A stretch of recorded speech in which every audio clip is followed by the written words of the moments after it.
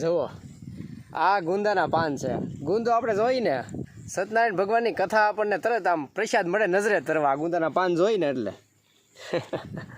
બહુ આમાં પ્રસાદ ખાધો હો. નાના હતા ત્યાં પડ્યા તમને કહું. આની સિવાય તમને કહું એવું સરસ મજાનું આવું પાન લઈ લે અને પછી એટલે પહેલાં આવા સરસ મજાના પાન લઈ આવે પછી આને ધોઈ નાખે અને પછી સરસ મજાનું આમ કરી આ રીતે આમ પડીઓ બનાવી દે.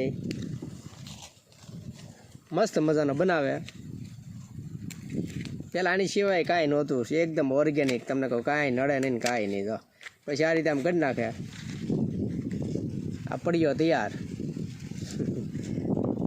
બહુ પ્રસાદ ખાધો આમાં. બહુ એટલે બહુ પ્રસાદી ખાધી.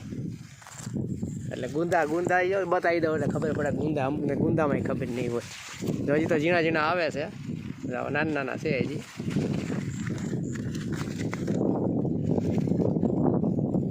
ઝીણા ઝીણા હજી તો આવે છે. એટલે હું હજી વાર છે આને અથાણું કરવાની. એટલે આ સરસ મજાના હજી ગુંદા ઝીણા ઝીણા આવ્યા છે.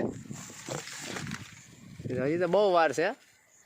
એટલે પછી આને ઉનાળામાં સરસ મજાનું અથાણું બનાવી અને એકદમ મજા આવે. તમને કહો આખા ભરીને આને અથાણું કરતા ને ભરીને બનાવતા. એટલે કોને કોને પ્રસાદ યાદ આવ્યો તો કોમેન્ટ કરજો સત્યનારાયણ બાપાનો.